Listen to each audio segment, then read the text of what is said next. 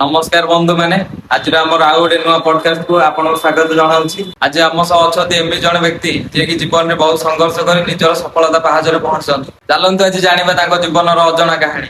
जय जगन्नाथ दर्शक बंधु आपण चिन्ह पारे मु धीरा कुमार जहाँकि मु रायगंज ग्राम बिलंग करुच्ची सोरडा ब्लॉक गंजाम ओडिशा। लाइफ रे तो संघर्ष अनेक अच्छी किंतु आपण संघर्ष जो करुछंदी कोउथबे करुछे मूल रखुचे किंतु संघर्ष करू करू एमती किसी कर्म थाए जहाँकि सुफल फल दिए ना विफल मिलता है किंतु विफल मिल जाए बोली आम से संघर्ष बा कर्म को छाड़ी देव कहीं आम जदि महाभारत बुझा जारासंध और श्रीकृष्ण ताके दुई मध्य लड़ाई चलती किंतु जारासंध अनेक थर परास्त हेले से युद्ध जारी रखिते सेमिति मो जीवन अनेक दुख सुख अच्छी जीवन में बहुत समय अधिक संघर्षमय थिला।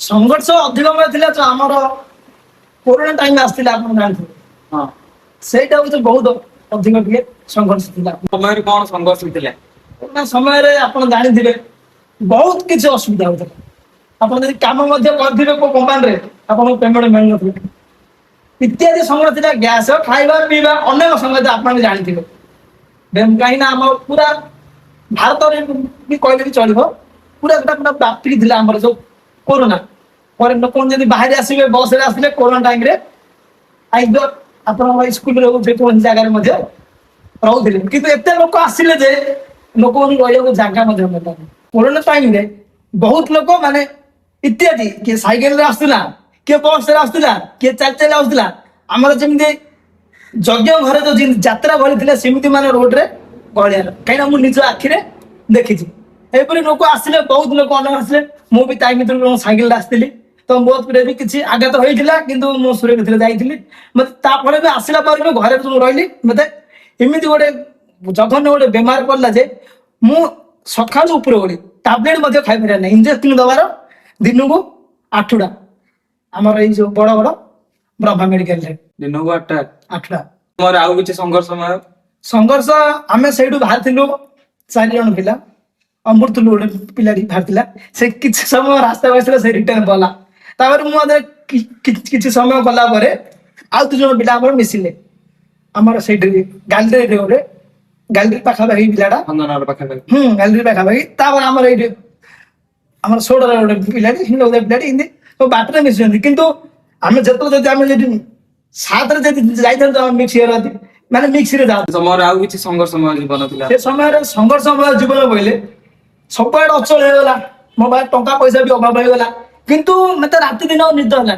मु स्थिर कली मु साइकेल रे ओडिशा जी यात्रा करी कहीं आम रूम रे भी असुविधा थिला मोर सांगुटी गोटे थिला आम जुई थिला साइकेल रे ओडिशा हां साइकेल रे ओडिशा सुरत रु आमर ओडिशा रायगंज ग्राम पंचायत सोरडा ब्लॉक मु सोरडा रु भारिया पे निष्पत्ति नेली सुरत रु आम रायगंज गाँव को आया मु पूरा प्रोग्राम कली तो निष्पत्ति तो मुझे गली कि केमी आसबि मु गोटे प्लानिंग कली से समय मो पेमेंट भी कम थिला मोर गोटे सांग थिला कृष्ण बोली तो मो पाखे पावर बैंक किसी नथिला किंतु ता पाखे पावर बैंक गोटे थिला आ गोटे सांगटा पाखे पावर बैंक थिला तो दुईटी पावर बैंक धरली प्रथमे तार मो पाखे इनि पेमेंट भी किसी नथिला जे मु जिबे केइदी मो मनरे स्थिर करथिले सिना मु जिबी सुरत रु ओडिशा साइकेल रे कि जिबे केमिदी साइकेल किनिया मो पाखे पेमेंट भी नथिला जो जोड़ा आम कम करते पेमेंट किसी मिल ना से तो स्थिर कली आम बड़ मार पु को फोन कली आ तो भाई साइकेल अच्छी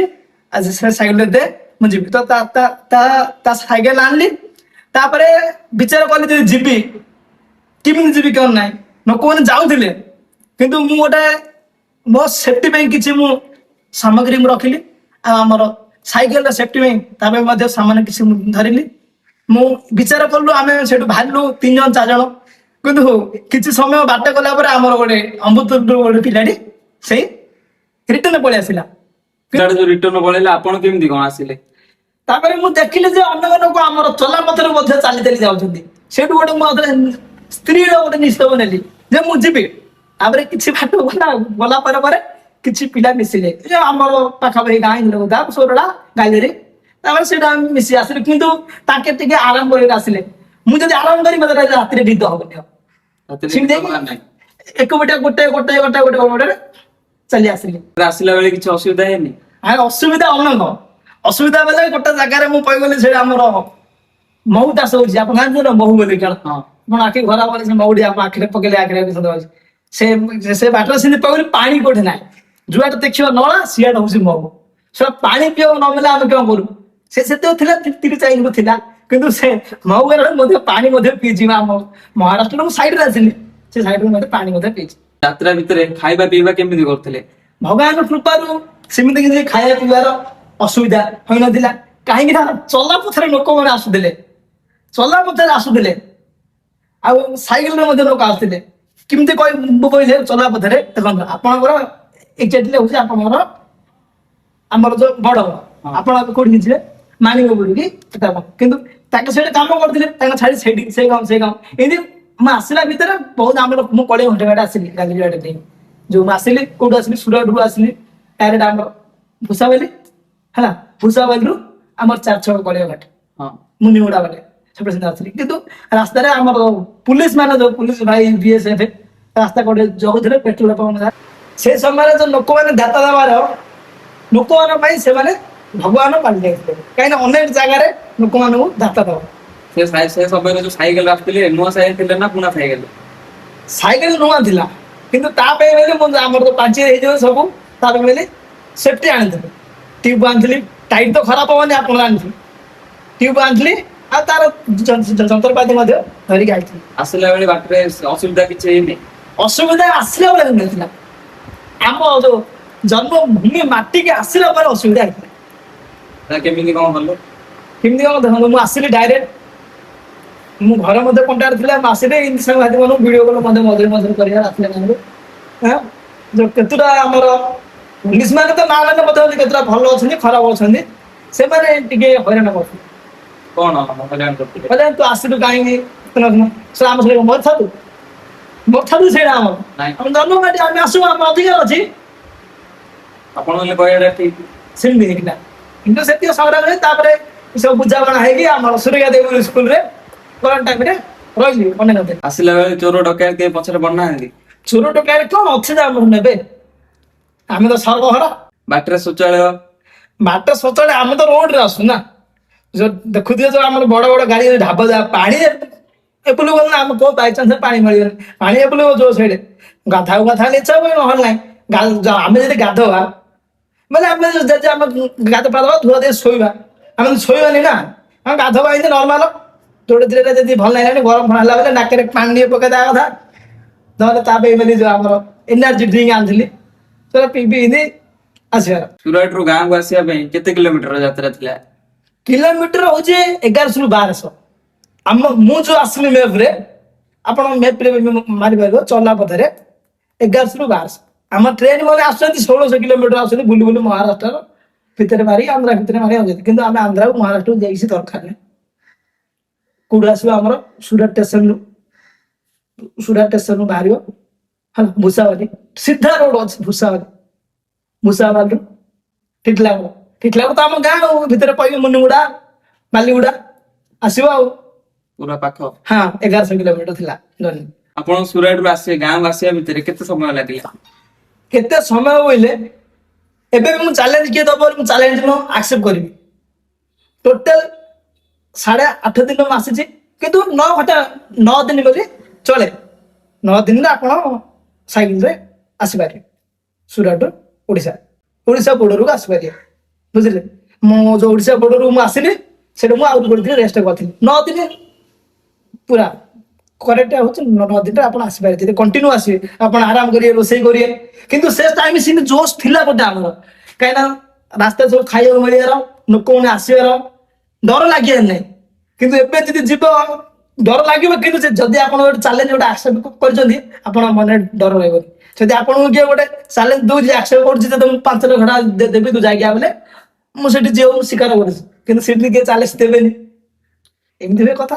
ରାତିରେ ଯୋଉ ସାଇକେଲରେ ଯାତ୍ରା କରିବାର ଆଉ ଡର ଲାଗିବାର ନାହିଁ? ଡର ନୁହେଁ ଡର କାହିଁକି ଲାଗିବ ମୋ ବୋପା ଜେଜେ ବୋପା ଥିଲା ଗୋଟେ ଆପଣ ଯଦି ଆପଣ ଡରି ଯାଇଥିବେ ସେଇ ଗୋଟେ ଏଣ୍ଡି ମୂଳ ମାଟିରେ ଆପଣଙ୍କୁ ଭଲ କଥା। ଭଲ କରିଦେବେ ଏମିତି ୟାର ଲୋକ ଥିଲେ କିନ୍ତୁ ମୁଁ ତାଙ୍କ ନାତି ନାତି ତ ଭାବ ମୋ ପାଖରେ କିଛିଟା ତ କଳା ଥିବ ଲାଇଫ ଏକ୍ସାମ୍ପଲ ମୁଁ ଦେଖାଉକୁ ମୁଁ ମଧ୍ୟ ରାଜି। ରାଜି ଏବେ କାଟିବି ହାତ ମା ଆଜ୍ଞା ରକ୍ତ ବାହାରିବନି ପୁରା ବନ୍ଦ କରିଦେବି ମା ଏମିତି ଅଛି ପାରୁନା ଚାଲୁ ତମ ଚାଲୁ ହେଲେ ତ ଆଜ୍ଞା କହୁନୁ କୁହ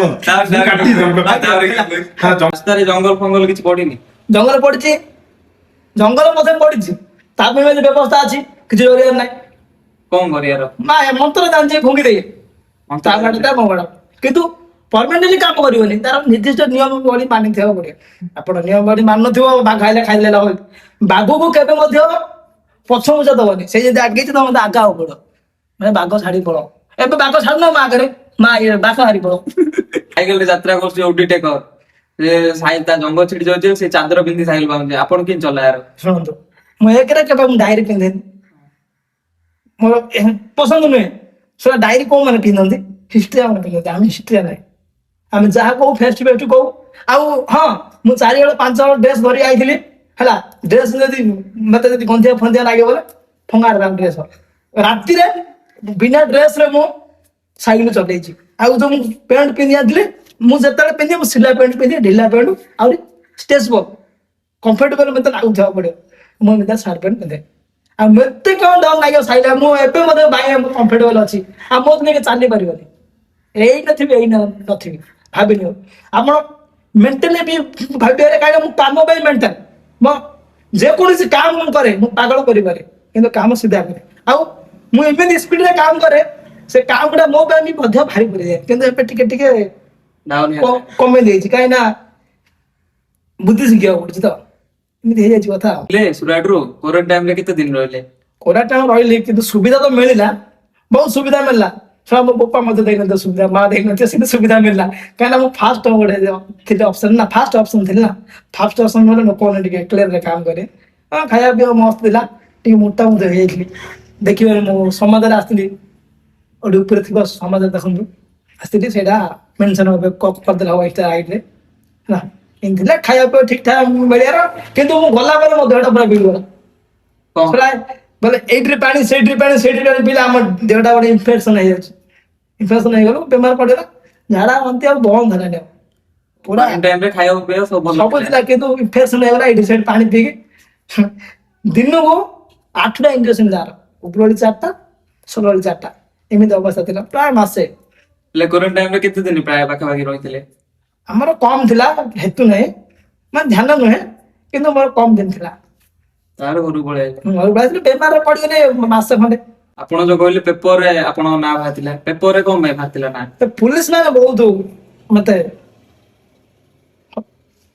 ହଇରାଣ କରିଥିଲେ କଣ? ବହୁତ ବାଦ ହେଇଥିଲା ସେ ଟାଇମରେ ଦ୍ୱାରା ଲୋକମାନେ ଟିକେ ଜାଣି ଆସୁନ କଣ ମୋର ଭିଡିଓ ପକେଇଥିଲେ ସେ ଭିଡିଓ ଦେଖିକି ସମସ୍ତ ପେପର ସବୁ ଭାଇରାଲ ଦେଇଥିଲା ଏଇ ଦେଇଥିଲା ଆପଣ ବି ଦେଖିଥିବେ ପେପର କି ନାହିଁ ପ୍ରୋଭାଇଡ କରିଦବା ଆପଣ ପ୍ରକଳ୍ପ ଆମର ୟୁଟ୍ୟୁବ ଚ୍ୟାନେଲରେ ପେପରରେ କଣ ପାଇଁ ନାଁ ବାହାରିଥିଲା?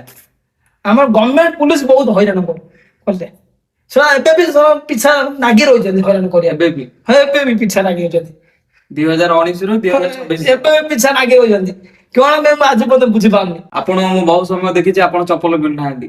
ଚପଲ ନ ପିନ୍ଧିବାର ଗୋଟେ ଉଦ୍ଦେଶ୍ୟ ଅଛି ଚପଲ ପିନ୍ଧିବା କିଛି ନାହିଁ ମୋ ଚପଲ ବହୁତ ଚୋରି ହୁଏ ଚୋରି ହୁଏ ଚପଲ ଚପଲ ବହୁତ ଚୋରି ହୁଏ କେତେ କିଣିବ ଚପଲ ସେଥିପାଇଁ ପିନ୍ଧୁନାହାନ୍ତି। ନା ଚପଲ ଏଇଠି ରଖି ନୂଆ ଗୋଟେ ଚପଲ ଆଣିଥିବି ଛୋଟିଆ ମୋଟିଆ ମୋ ଦୋକାନ କରିଛି ସେଇଟା ରଖିଦେଇ କିଏ ଗଲେ ପଳ ଆପଣ କେବେ କାହାର ଚପଲ ଚୋରିଥିଲେ? ଚପଲ ଚୋରି ଚୋରି ଥାନ୍ତି ମୁଁ ତା ଚପଲ ପିନ୍ଧିକି ବୁଲିଥିଲି ଆପଣ ସବୁବେଳେ କାହିଁକି ବିବାଦ ଉପରେ ରହିପାରୁଛନ୍ତି? ବିବାଦରେ ରହିଲେ ଲାଭ ବି ଅଛି ନଷ୍ଟ ବି ଅଛି ବିବାଦରେ ରହିଲେ ଆପଣ ଅନେକ ଲୋକ ଆପଣଙ୍କୁ ଜାଣିବେ କେମିତି ଜାଣିବେ?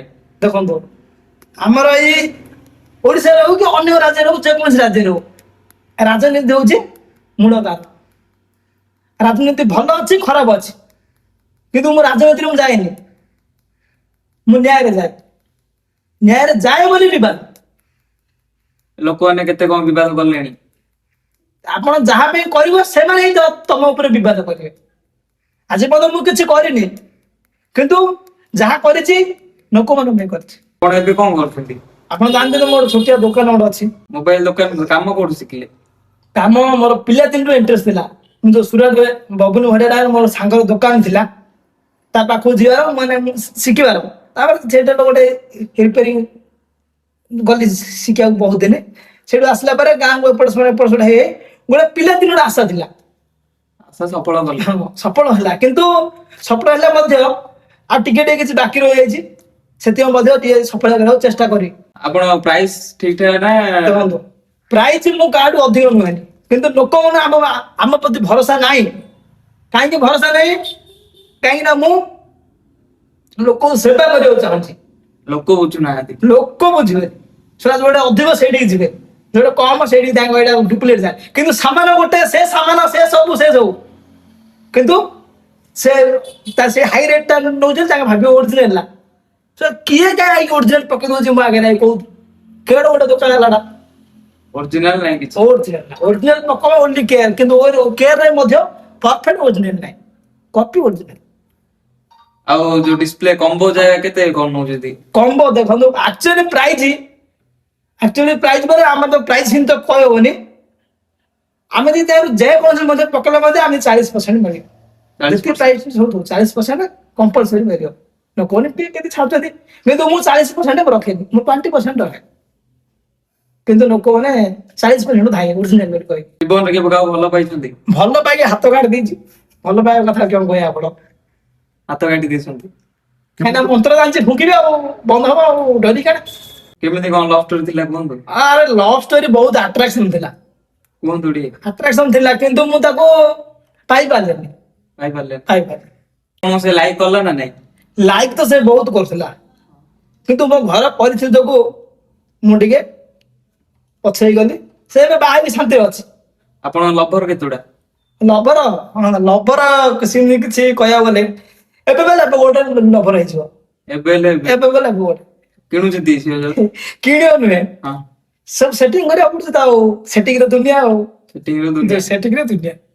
ଆପଣଙ୍କୁ ତ ଦେଖିବାକୁ କାଳିଆ ଭୁଆ ପରି ଆପଣଙ୍କ ଝିଅ ମାନେ କେମିତି ଲାଇକ୍ କରୁଛନ୍ତି? ଦେଖନ୍ତୁ ମୋ ପାଖରେ କିଛି ତ କଳା ଅଛି ସେଥିପାଇଁ କିଛିଟା ଲୋକ ଲାଇକ୍ କରୁଛନ୍ତି। ଦେଖନ୍ତୁ କୃଷ୍ଣ ହଉଛି କଳା ମୁଁ ହେଲେ କଳା ଝିଅ ପିଲା ମୁଁ ଧରିକି କଳା ଆଉ କ୍ୱାଲିଫିକେସନ କଣ? ଜିରୋ ଜିରୋ ମାନେ?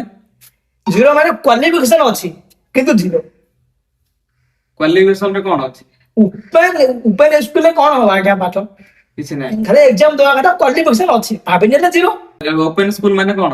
ଉପେନ ସ୍କୁଲ ମାନେ ଆପଣ ଯଦି ଅଧେ ପାଠ ଛାଡି ଦେଇଛନ୍ତି ସେଇଟା ଆପଣ ଯଦି ଜଏନିଂ ହେବେ ତ ଆପଣ ପେପର ଫୁଲ କରିଥିବାକୁ ପଡିବ ପେପର ଫୁଲ କଲେ ଟେବୁଲ ଜିରୋ ପାସ୍ ଯାହା ଲେଖିଲେ ପାସ୍। ପେପର ଫୁଲ କରିଥିବାକୁ ପଡିବ ଆପଣ ଏକ୍ଜାମ ଦେବାକୁ ଯିବେ ଯୋଉଟା ଆମର ସେଣ୍ଟର ପଡିବ ଆମର ଭଞ୍ଜନଗରରେ ପଡିଥିଲା ସେଣ୍ଟର ମୁଁ ଯୋଉ ଆମର ପୁଲିସ ଷ୍ଟେସନର ବାଜୁ ସ୍କୁଲ ଶଶିଭୂଷଣ ହାଇସ୍କୁଲରେ ଜଏନ୍ ହେଇଥିଲି ଆମର ଭଞ୍ଜନଗର ଏକ୍ଜାମ ସେଣ୍ଟର ଥିଲା ପେପର ଫୁଲ କରିଥିଲା କିନ୍ତୁ ଷ୍ଟ୍ରିକ୍ଟ ଉପେନ ସ୍କୁଲରେ ଜଏନ୍ ହେଇ କେତେଟା ପିଲା ଅଛନ୍ତି 80% 90% ରଖିକି ସେମାନେ କ୍ରେଡିଟ ମାରୁଛନ୍ତି ଯେ ମୋର 90% ଅଛି ବୋଲି ଯଦି ଆପଣ ମାନେ ବି ଆପଣଙ୍କ ସହରରେ କେଉଁମାନେ ଅଛନ୍ତି ଏମିତି ବେକାରିଆ ଲୋକ ଯଦି ପାଠ ପଢିବା ଇଣ୍ଟରେଷ୍ଟ ଅଛନ୍ତି ମୋ ସହିତ କଣ୍ଟାକ୍ଟ କଲେ ମୁଁ ସେମାନଙ୍କୁ ନେଇକି ଆଡମିସନ କରିଦେବି ଆହୁରି ମୋ ତରଫରୁ ଫ୍ରିରେ ଯାହା ଖର୍ଚ୍ଚ ମୁଁ ଦେବି।